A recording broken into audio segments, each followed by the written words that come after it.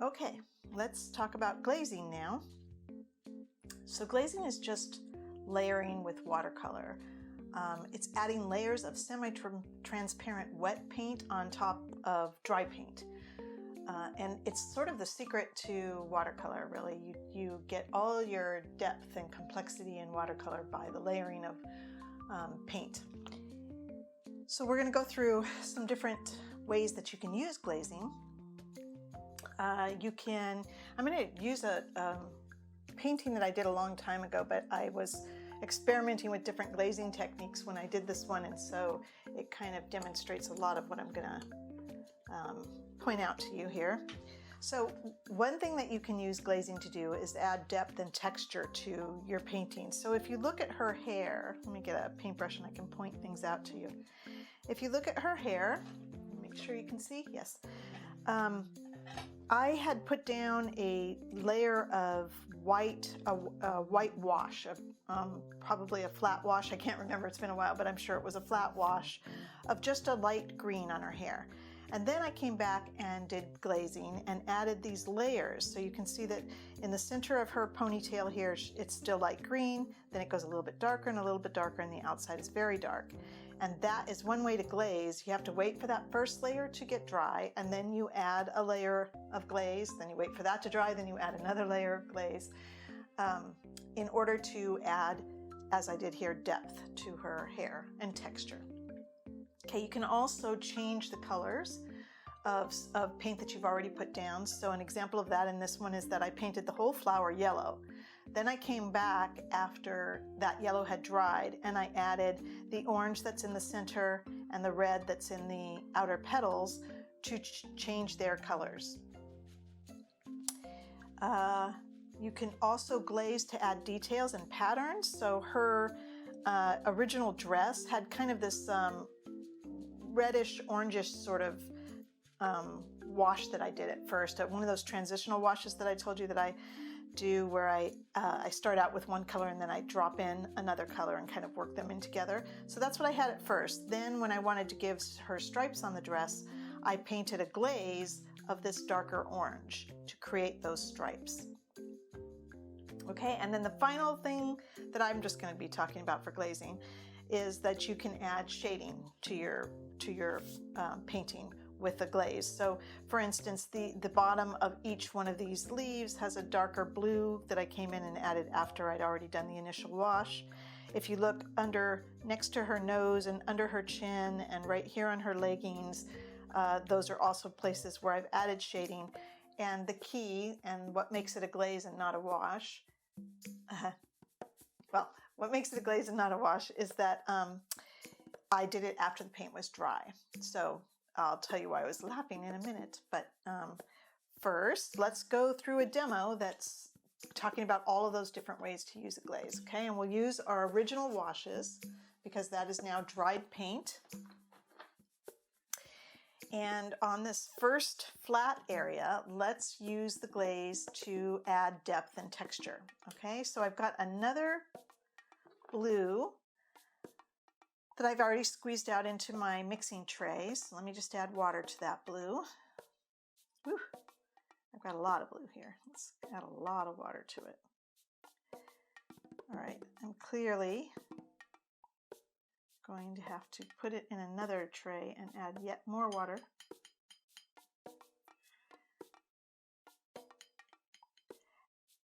And my technique is sometimes to just keep adding, put some blue in a different mixing well. Let's see, I don't know if you can see all my mixing well here. Yeah, you can.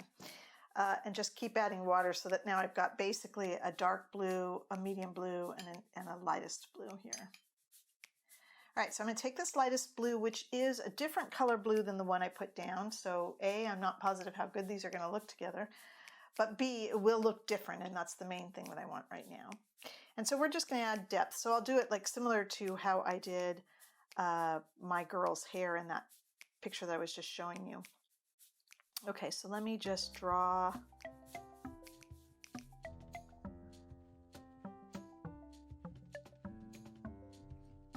a new layer here.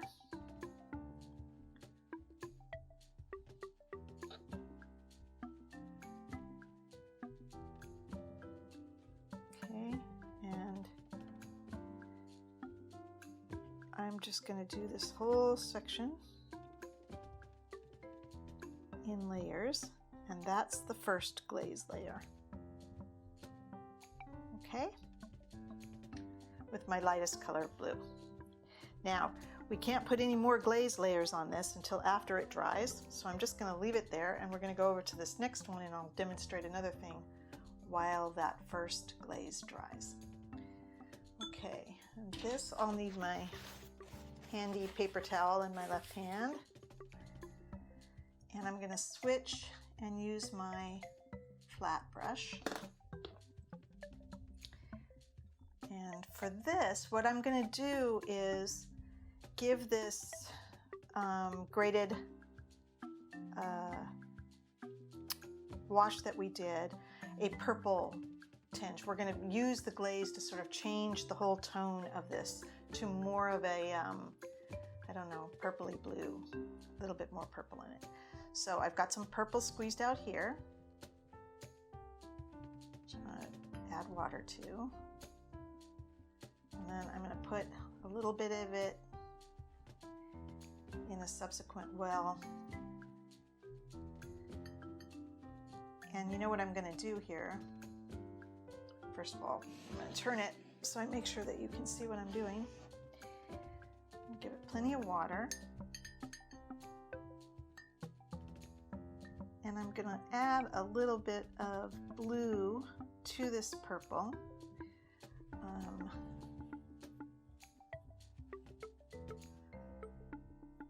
Get my brush clean here. Okay, I'm going to add a little bit of blue to this purple. And that's because I want it to not be a completely different color. I need it to have like a little bit of a blue hue to it. That was not enough, so let me go get some more.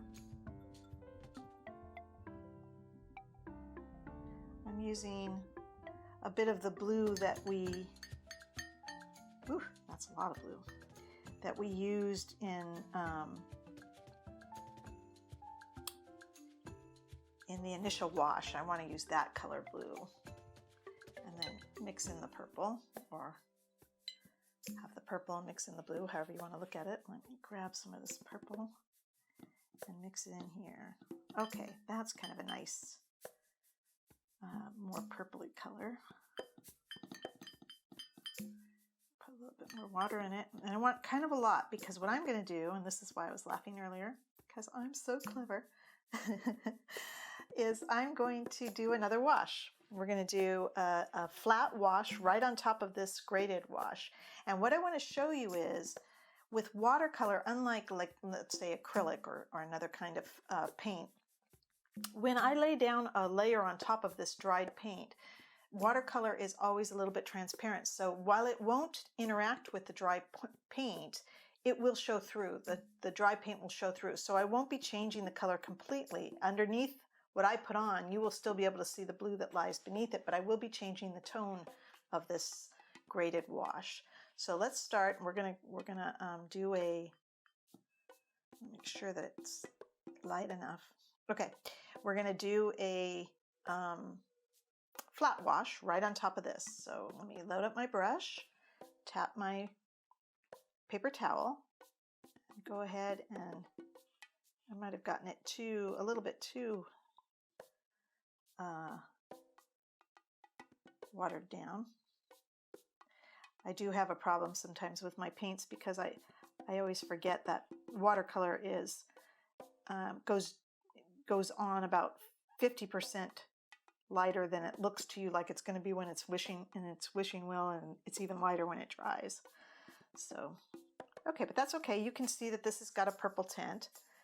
So I'm going to go ahead and do that. And now I'm going to grab some more, pat my paper towel, do my overlap.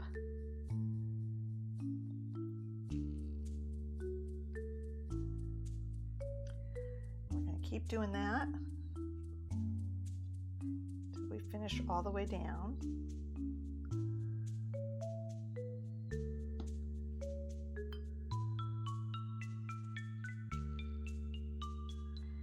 And this is just the same exact wash that we learned before. fact, I could probably speed this up a bit, just a tad, so you're not bored watching me do what I already showed you.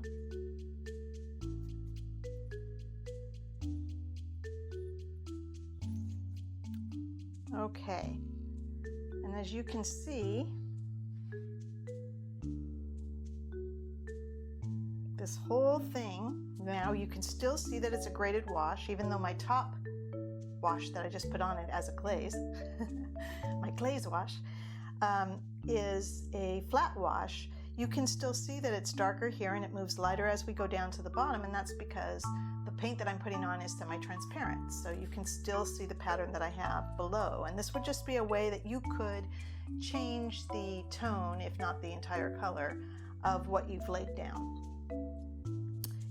by using a glaze, okay, by painting another layer of paint on top of a dried layer of paint. Okay, now I'm gonna go back to my round brush, and it's pretty dry. I'm gonna go ahead and paint another piece of that blue that we're gonna add texture to. So that is, I think, this guy. Losing track of where I am. Or this one, I don't know. Let's just try one, shall we? All right, so I've loaded up my brush, tapped it, oops, stuck my hand inside my other wash. Okay, and now I'm just gonna paint a whole nother section.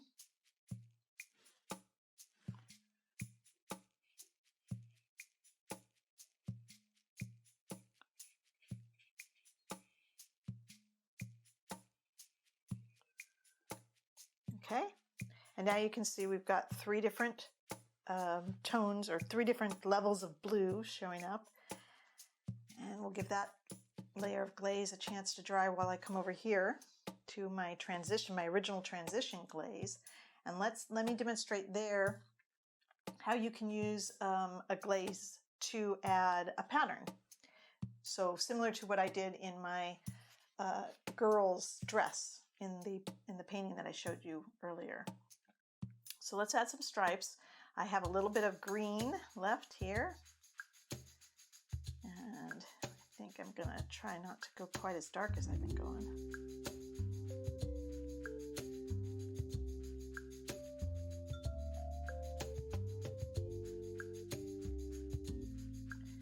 Okay.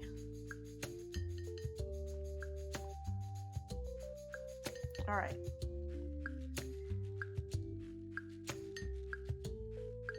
Okay, now I'm gonna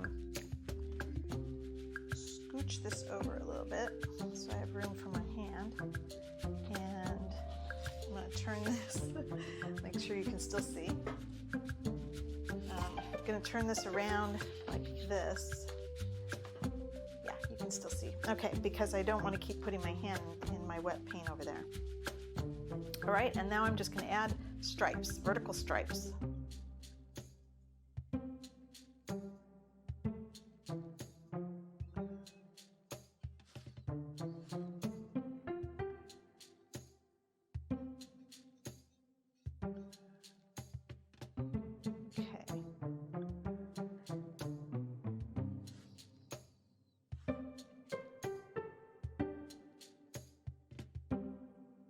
Not being all that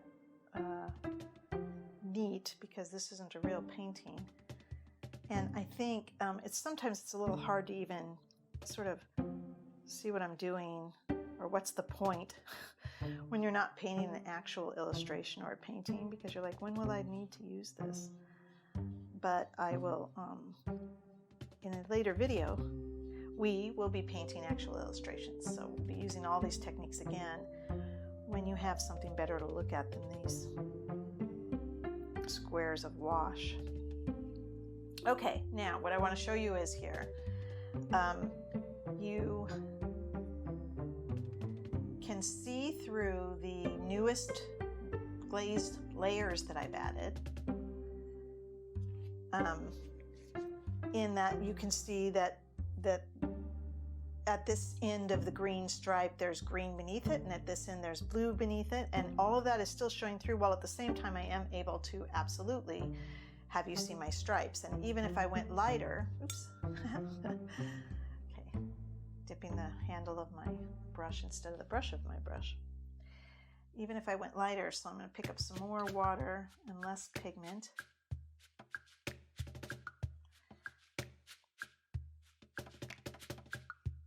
And bring it through here to draw a stripe the other way. Now, this is an interesting thing that I'm doing because my paint is actually interacting a little bit with the vertical stripes, and you can see it's kind of separating a little bit at the point where it meets the stripes on the edges, and messing with the paint that's underneath, and that's because it's wet on wet. It's wet on wet, but the stripe that I'm putting on now is wetter than the underlying stripe, so that is causing an interaction and a bit of a separation, which could be fine, depends what you were trying to do here. So I'm going to go ahead and add some more stripes and showing you how underneath, and I think I'm going to stop here because I want to show you an interesting thing. So two stripes that are from where I'm sitting horizontal. These are horizontal stripes, and they're interacting with the stripes that are below them because those were both wet. The paint was wet on the initial stripes and the paint was wet on my subsequent stripes, though wetter on the later stripes. And then underneath, it's not messing with the paint at all because that paint is dry. So what I'm going to do is let these original vertical stripes dry while I come back over here and paint another strip of this blue.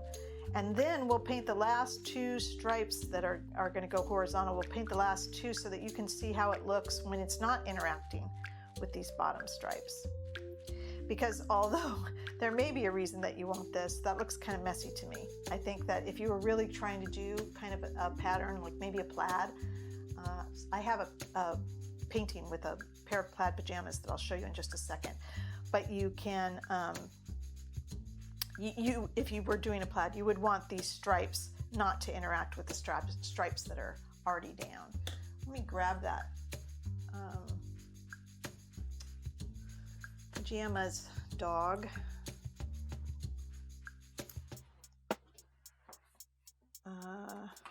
Here he is. Let's see if I can not set him down for, I'm going to move this out of the way for a minute. Set him right here and make sure you can see it. Yes, you can. And you can see that when I painted the stripes going across and down, you can see the stripes beneath it.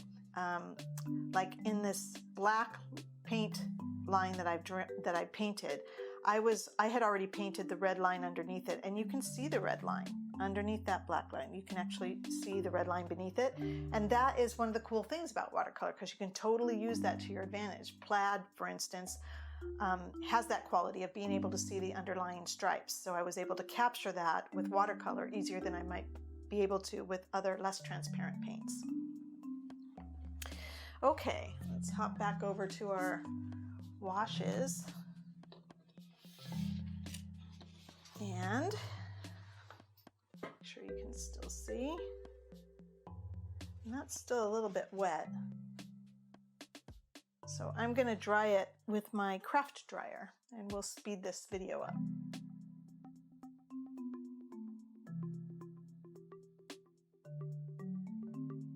Okay, we're ready to paint another section of our blue here. Glaze another section of our blue. I'm going to grab the darkest paint, and we'll make this the last section that I do. Okay, and now I'm just going to paint right on top of that bottom one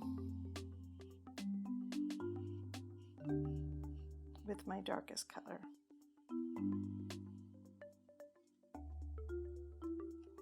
Okay, and you can see how you might use that maybe if you were painting water, or even hills or sky. There might be times, or hair, where you want to use this technique of giving yourself glaze layers to have kind of defined stripes or sections of different tones and hues. And glazing is just a very powerful tool because it when you paint on top of dry paint, the dry paint stays put. So you get a lot of the underlying texture, I guess. The texture shows through in the subsequent layers, which is kind of nice. Now over here, I'm super glad that I painted that too soon because that looks kind of awful, right? Like I'm trying to envision what kind of thing would I be painting that I thought that would look good, and I can't think of it. So that shows you the importance of waiting for your glazes to dry before you paint the next glaze. So now let's paint that next glaze. These are dry. So now I'm just going to paint across. Much better.